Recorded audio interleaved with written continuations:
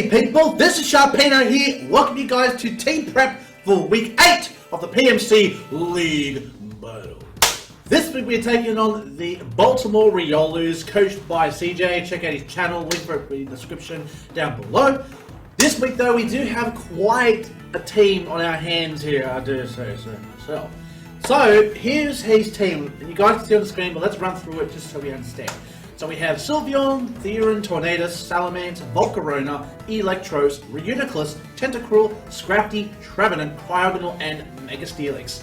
So right off the bat, one Pokemon I already don't like on his team is that Reuniclus. So apparently the Portland Crobats are actually, well now, they're the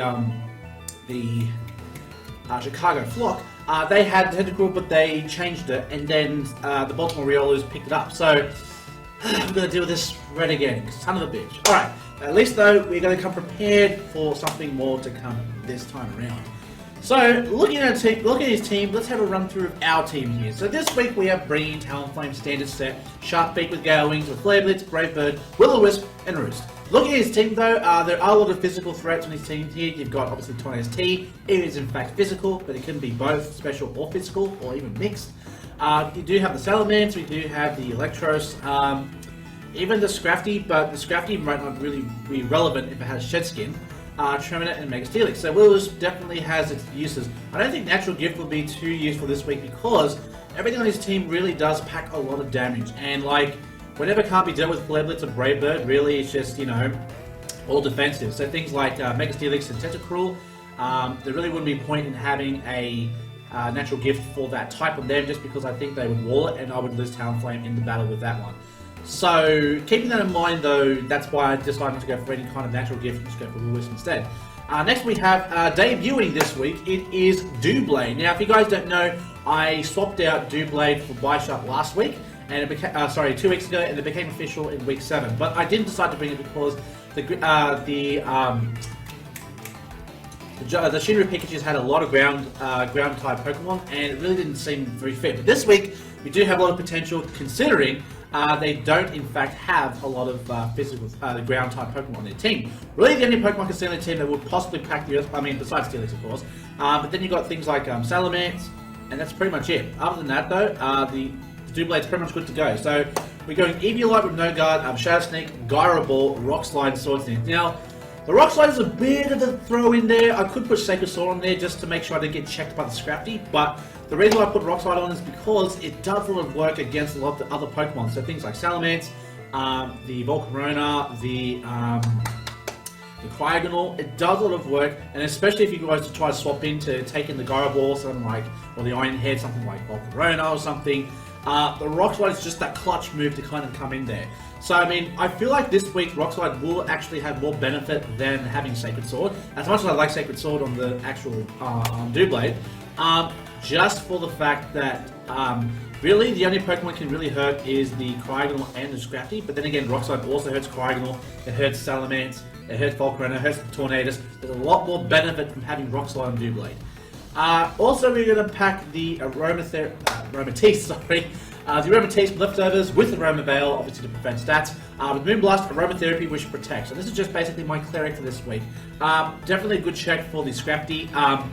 Basically, it's a physical ball here, just to kind of take some physical hits here. Unfortunately, it can't really do much, unfortunately. Like this week, it's really just to check the Scrafty, but also, I mean, it has relatively good defenses all around. So, I mean, physically defense-wise, just in case, you know, the Tornadus wants to go for a knockoff or something, you know, we do have leftovers as our option. So, hopefully we do well with the Aromatisse this week, even though it's not going to be our Trick Room setup. Just because, look at his team, most of his Pokemon are pretty slow. So, having Trick Room and Aromatisse would actually benefit him a lot more so than it would benefit me.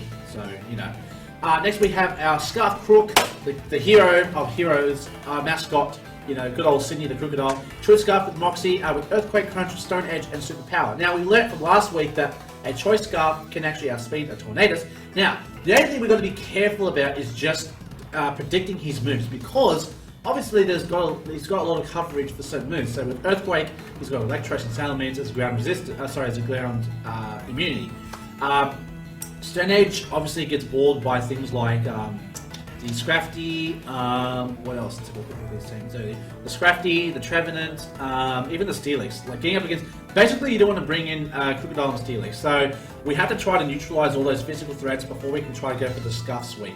But, you know, we'll just see how things go from here. Hopefully we can do a lot of work with Scuff Krook as we did last week. Next on our team we have Suicune, Chesterberry with pressure, of course. Scald, Sleep, Rest Talk, Sleep Talk, and Rest and Roar, because so many of these Pokemon have a lot of tendencies to set up. So you have things like Salamence, you have things like Volcarona, you have things like Uniclus, you have things like Scrafty, all have that potential set up, either Bulk Ups, Carmine, Stalk Dragon Dancers. This just makes sure that that doesn't happen. I mean, we have Scald to burn, but we just want to make sure that we can try to, resist any kind of setup for FTKs, or sorry, it's just sweeps. But I made it a special defensive wall this week just because, just in case he wants, it could be an answer. Okay, it's not an answer for the Sylveon, but it means that we can take on special attacks hits better. So things like Volcarona, Salamence, if he decides to make it special.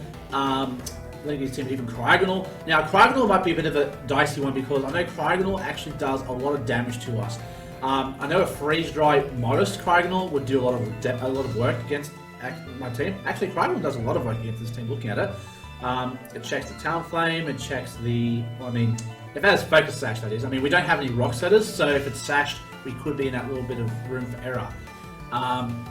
So hopefully he doesn't bring the Cryogonal, but I'm expecting him to bring Cryogonal. If he doesn't bring Cryogonal, he's going to bring a Tentacle. That's basically his only spinners for his team there. Lastly, for our team, we have the Celebi, Fly Form, Natural Cure, having Psychic, Giga Drain, Earth Power, and Dazzling Gleam. So this is really just a last resort, this one here. So I mean, this one's a bit of a throw-in. I don't know how well this is going to do against the team here, but considering it's base 100, the only issue I have with Celebi here is that a lot of my opponent's Pokemon has base 100s. So things like Salamence, Volcarona, and Tentacruel, if it's max speed, of course, they all tie speed with Celebi.